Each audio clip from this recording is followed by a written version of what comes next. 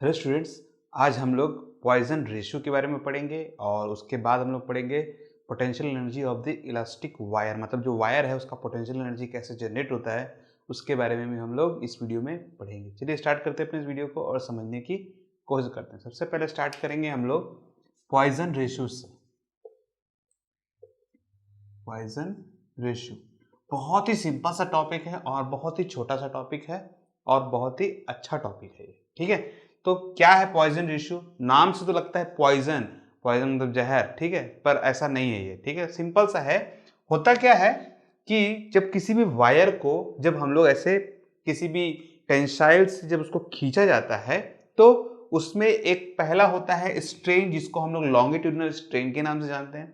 मान लीजिए कि हमारे पास में ये वायर है, ठीक है, और इस वायर को जब हम यहाँ फोर्स लगाएंगे तो ये फोर्स लगाने के कारण कुछ हिस्सा इसका यहाँ से ऐसे निकल आता है बाहर, और इसी को ये जो हिस्सा निकलता है इसको हम लोग डेल एल बोलते हैं। और इसका जो पिछला हिस्सा रहता है ये एल रहता है, इसका जो लेंथ रहता है।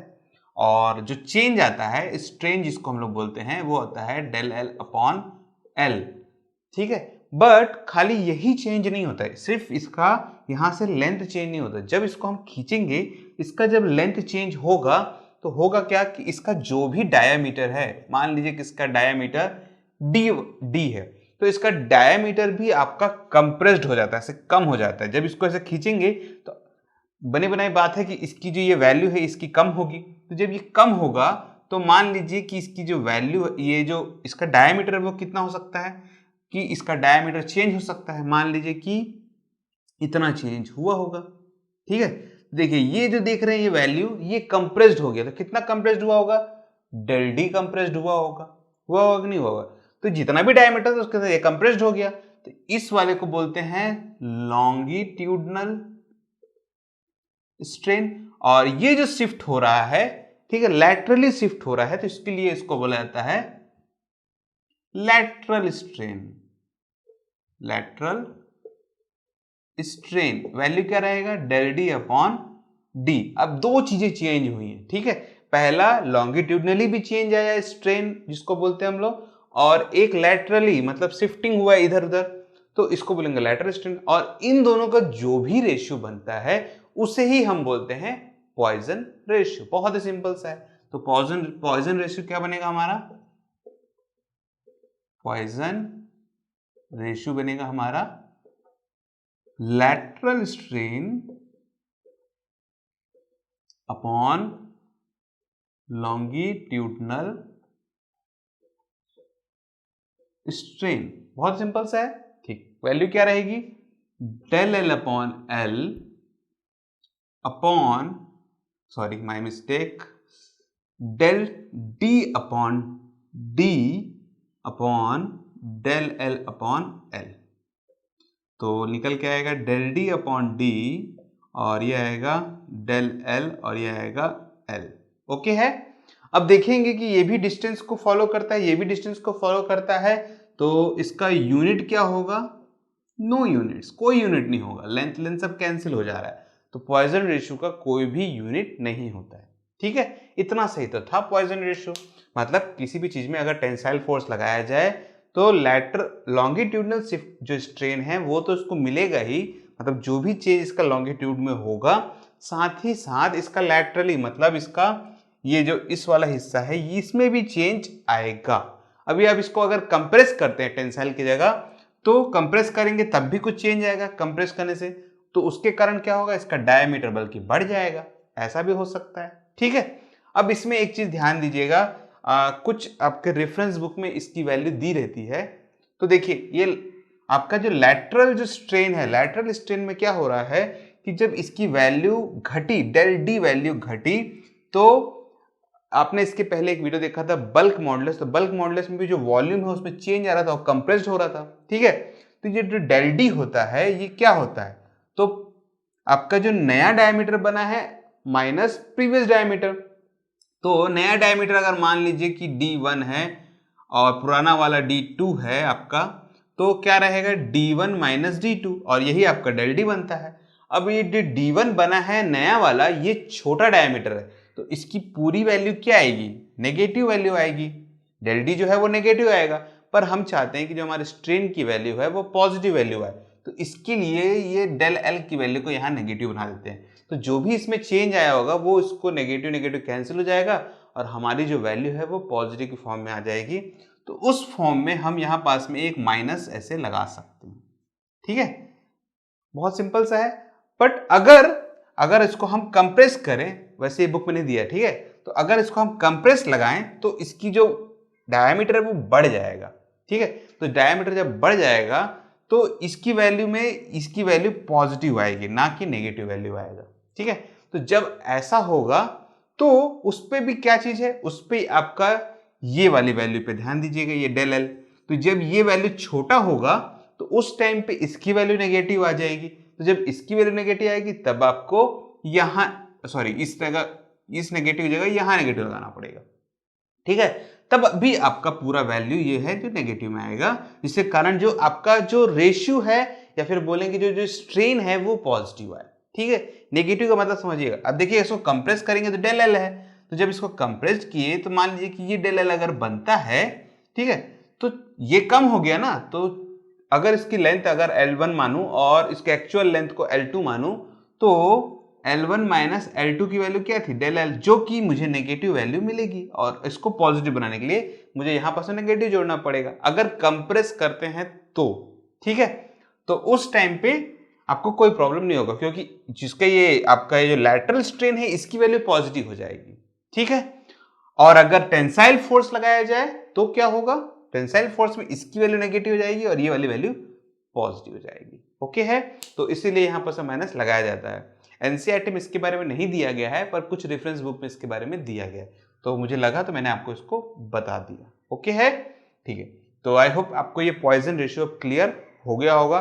चलिए बढ़ते हैं अपने नेक्स्ट टॉपिक के ऊपर, जो है हमारा elastic of wire of potential energy. जो potential energy of elastic wire ऐसा बोल सकते हैं, तो potential energy of elastic wire कैसे निकाला जाता है उसके बारे में समझते हैं। ठीक है, इसको नोट डाउन जल्दी से कर लीजिए।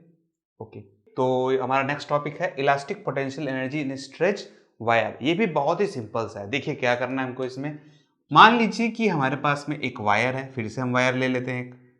ठीक है, अब इस वायर में हमने टेंसाइल फोर्स लगाया, तो इस टेंसाइल फोर्स के कारण इसकी जो लेंथ है वो बड़ी होगी कुछ ना कुछ।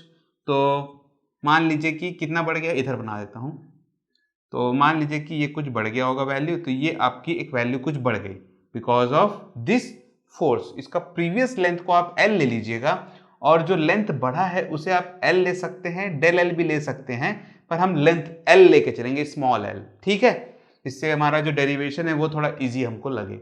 एक्चुअल लेंथ कैपिटल L है और जो चेंज आया है वो स्मॉल लेंथ। ठीक है, अब इसमें मेन चीज समझिए, होगा क्या कि इसको उस फॉर्म तक ले जाना है, आपका ए पॉइंट तक ले जाना है। ठीक है, जो आपने कर्व स्ट्रेन का समझा होगा, स्ट्रेस वर्सेस स्ट्रेन वाला, उस तक ले जाना है, ए पॉइंट तक, जिससे ये फिर से अपनी पोजीशन पे आ पाए। ठीक है, अब देखिए जब मैंने फोर्स लगाया और एल चेंज आया होगा तो इसके इंटर एटॉमिक मॉलिक्यूल्स जो होंगे, जो भी इसके आपके जो इतने सारे मॉलिक्यूल्स हैं इसके कारण ये आपका वायर बना होगा, इस पर खिंचाव आया होगा कि नहीं होगा, इसके पार्टिकल्स जो भी हमारे मॉलिक्यूल्स हैं जिससे भी हमारे ये वायर बना हुआ है, तो जब इस पे खिंचाया आया होगा तो ये अपने आप को फिर से अपनी पोजीशन पे लाने के लिए अपने अंदर में कुछ एनर्जी अपने अंदर में स्टोर कर लिया होगा, किया होगा कि नहीं, एनर्जी स्टोर। ठीक है, और जिसको हम लोग रीस्टोरिंग फोर्स बोलते हैं, क्योंकि जब हम खींचेंगे तो बिकॉज ऑफ जब हम इसको खींच रहे हैं तो ये अपने आप को फिर से अपने पोजीशन पे लाने के लिए इस पे अपोजिट पे एक रीस्टोरिंग फोर्स लगाएगा। जितना भी ये फोर्स होगा उसके अपोज में इसके अंदर में भी रीस्टोरिंग फोर्स जनरेट होगा। वो रीस्टोरिंग फोर्स क्या बनाएगा, वो रीस्टोरिंग फोर्स एनर्जी बनाएगा, वो एनर्जी स्टोर हो जाएगी। और वो एनर्जी कौन सी एनर्जी होगी, वो एनर्जी होगी पोटेंशियल एनर्जी। कौन सी एनर्जी होगी, पोटेंशियल एनर्जी के फॉर्म में वो एनर्जी स्टोर हो जाएगी और उसी का इक्वेशन हमको निकालना है। ठीक है, अभी देखिए ये जो L जो चेंज आया है, ये L चेंज DL चेंज हो के आया होगा। ऐसा नहीं कि खींचे और तुरंत खींचा गया, तो थोड़ा करके चेंज आया होगा। मान लीजिए कि इसका एक छोटा सा हिस्सा अगर ले लेते हैं तो इसे हम DL ले लेते हैं। ठीक है, तो अगर ये छोटा हिस्सा, ये जो चेंज आया ना L, इसका ये छोटा सा हिस्सा है, ठीक है।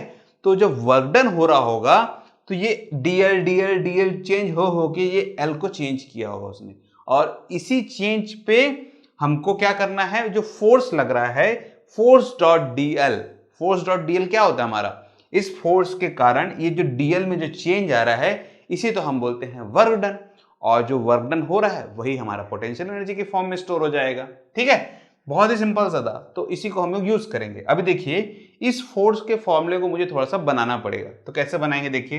तो यंग मॉडुलस इक्वल टू होता है स्ट्रेस अपॉन स्ट्रेन। स्ट्रेस का क्या होता है, फोर्स अपॉन एरिया, और स्ट्रेन को लिखेंगे उल्टा कर देंगे तो L अपॉन डेल एल बन जाएगा। देखिए इसके नीचे आएगा तो L del L upon L, तो उल्टा करेंगे तो L अपॉन डेल एल बन जाएगा, ठीक है। और ये बनेगा Y यंग मॉडुलस, ओके।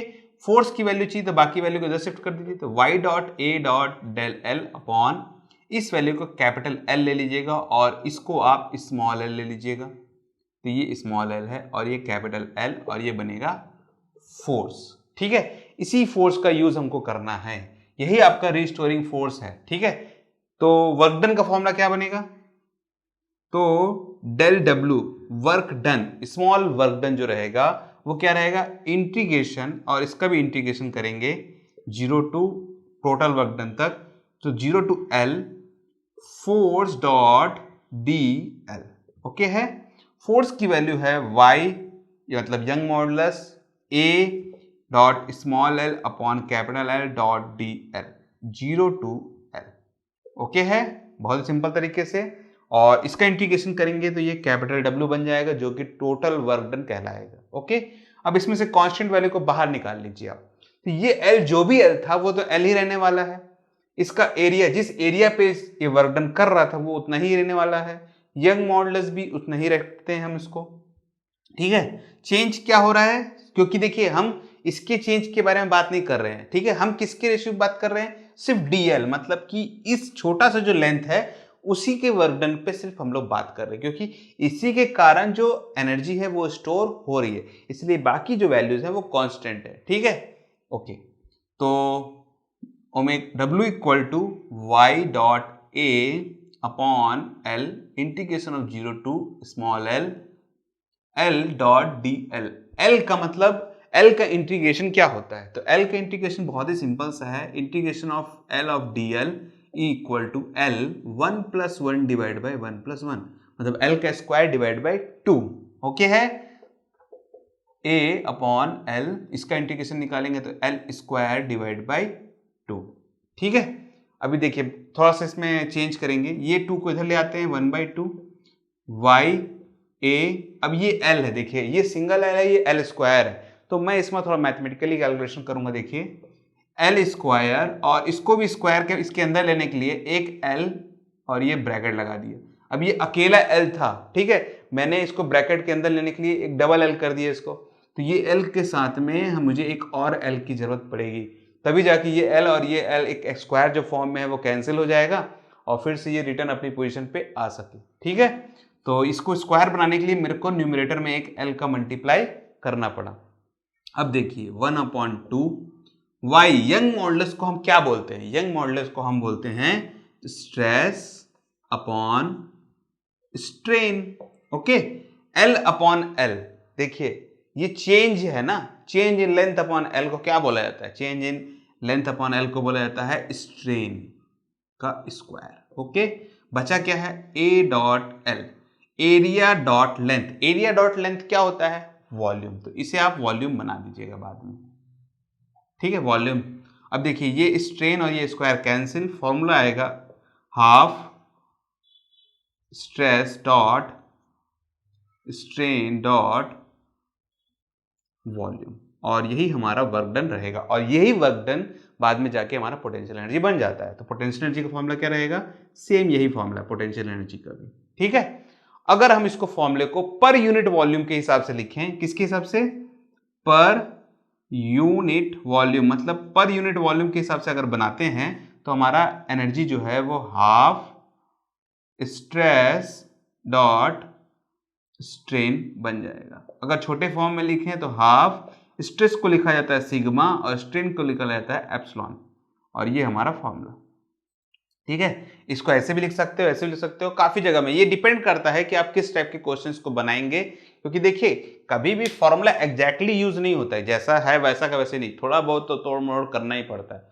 तो हम ऐसे नहीं बोल सकते कि एकदम ऐसा ही यूज करना पड़ेगा। आप मेरे पिछले वीडियोस देखे होंगे तो काफी जगह में फॉर्मूलेस को चेंज करना पड़ जाता है। तो ये आपके ऊपर डिपेंड करता है और क्वेश्चन आप कौन सा बना रहे हैं उसके ऊपर डिपेंड करता है। ठीक है, तो बहुत ही सिंपल सा डेरिवेशन था। नॉर्मली मुझे नहीं लगता कि इस टाइप का डेरिवेशन आता है, आ भी सकता है, कोई भरोसा नहीं है कि किस टाइप का देगा। पर अब एक्चुअल में अब जो सिलेबस है वो कुछ कुछ चेंज हो गया है, और जो सिलेबस का जो पैटर्न है अब वो थोड़ा प्रैक्टिकल वे में ज़्यादा ले जाया जा रहा है। तो मुझे लगता है कि अब जो क्वेश्चंस हैं वो थोड़ा प्रैक्टिकल वे में ज़्यादा आएंगे, ना कि थियोरिटिकल वे में आएंगे। ठीक है, तो इसके लिए आप इसके ऊपर में जो क्वेश्चंस हैं वो बनाने की कोशिश करिएगा, इसके एप्लीकेशंस को समझने की कोशिश करिएगा, किन किन जगहों में इसका एप्लीकेशन आपका लगेगा। जैसे कहीं पर भी लग सकता है, मान लीजिए कि ये एक रॉड है, अब आप मान सकते हैं कि इलेक्ट्रिकल वायर है जो बिछा हुआ है और उसमें से करंट पास हो रहा है। तो देखे होंगे आपने काफी जगहों में, घरों के पास में, कि जो वायर है वो ऐसे लटकता रहता है, तो उसमें कितना स्ट्रेच आएगा और वो फिर से टूटे ना, ब्रेक ना हो। क्यों, तो ज्यादा खींच देंगे तो टूट जाएगा। अब करंट वायर, अगर वायर दौड़ रहा है करंट किसी वायर में दौड़ रहा है और टूट गया, वो समझ सकते हैं कितना बड़ा हादसा हो सकता है। तो उसके लिए हमको उसका मालूम होना चाहिए कि पोटेंशियल एनर्जी उसमें कितना स्टोर हो रहा है, या फिर इसमें जो स्ट्रेन है वो किस पॉइंट पे आ रहा है, या स्ट्रेस वर्सेस स्ट्रेन का जो कर्व है वो कैसा बनेगा। फिर काफ़ी जगह में, चाहे ब्रिज ले लीजिए, तो ब्रिज में जो रॉड यूज़ होते हैं आजकल देखे होंगे आपने कि जो काफ़ी सारे ऐसे बड़े बड़े ब्रिज होते हैं जिसमें बड़े बड़े ऐसे करके इस टाइप से देखिए आपके वायर्स लगे हुए रहते हैं जो कि पूरे ब्रिज को खींचे रहते हैं। मेरे अंदाज से शायद हावड़ा ब्रिज में भी है, और मैं एक बार इलाहाबाद गया था तो इलाहाबाद में भी वैसे ही ब्रिज बना हुआ है। काफ़ी सारे ऐसे ब्रिज हैं, है लंदन ब्रिज भी शायद ऐसे ही कुछ बना हुआ है, तो खींचते हैं वायर को। अगर आपका जो ब्रिज है वो काफ़ी बड़ा हो और नीचे में पिलर्स नहीं दिया जाए, तो ऐसे ब्रिज को इस टाइप से ही बनाया जाता है। शायद इस टाइप का ब्रिज आपका मुंबई में भी बना हुआ है, जो सी वे ब्रिज बोलते हैं। नाम मुझे नहीं मालूम है, शायद बांद्रा में बना है कि कहाँ तो बना है, कहीं तो बना है, और उसके जो नीचे पिलर्स ही नहीं है, तो वो तैरता हुआ ब्रिज रहता है, तो उसको स्ट्रेच करने के लिए ऊपर से वायर को ऐसे खींचा जाता है। ठीक है, तो बहुत डिस्टेंस तक रहता है। तो कभी आप सोचे होंगे कि समुद्र में भी काफ़ी लंबा दूरी तक कुछ ब्रिज बन जाते हैं, तो इतना डेप्थ में उसका जो पिलर्स है उसे कैसे बनाया जाए। नॉर्मली जो ब्रिज होता है उसमें पिलर्स रहते हैं और नीचे सपोर्ट देते हैं, और जो समुद्र में बनाए जाते हैं उसके नीचे पिलर्स नहीं होते हैं, वो लटकते रहते हैं ऐसे, तो उसको टेंशन देना पड़ता है ऊपर से ही और खींचा जाता है, तो वो उस टाइप से बनाया जाता है। उसका डिज़ाइन अलग है। अगर आप सिविल इंजीनियरिंग करेंगे तो आपको ज़्यादा डिटेल में उसके बारे में मालूम पड़ जाएगा। ठीक है, तो आई होप आपको ये टॉपिक अब अच्छे से समझ में आ गया होगा। ठीक है, तो इस टॉपिक पे कोई डाउट आएगा या फिर पॉइजन रेशियो पे कोई डाउट आएगा तो कमेंट सेक्शन में आप जरूर पूछिएगा। और अगर ये वीडियो आपको पसंद आया तो इसे लाइक और शेयर जरूर कर दीजिएगा। और अभी तक हमारे चैनल से आप नहीं जुड़े हैं तो सब्सक्राइब करना बिल्कुल भी ना भूलें। इसके बाद एक और वीडियो बनेगा जो कि एप्लीकेशन ऑफ, इसके ऊपर में जितने भी एप्लीकेशंस है उसको कैसे, क्या क्या एप्लीकेशंस हो सकते हैं, उसके ऊपर में हमारा नेक्स्ट वीडियो बनेगा। ठीक है, thank you for joining this video. आपका दिन शुभ रहे।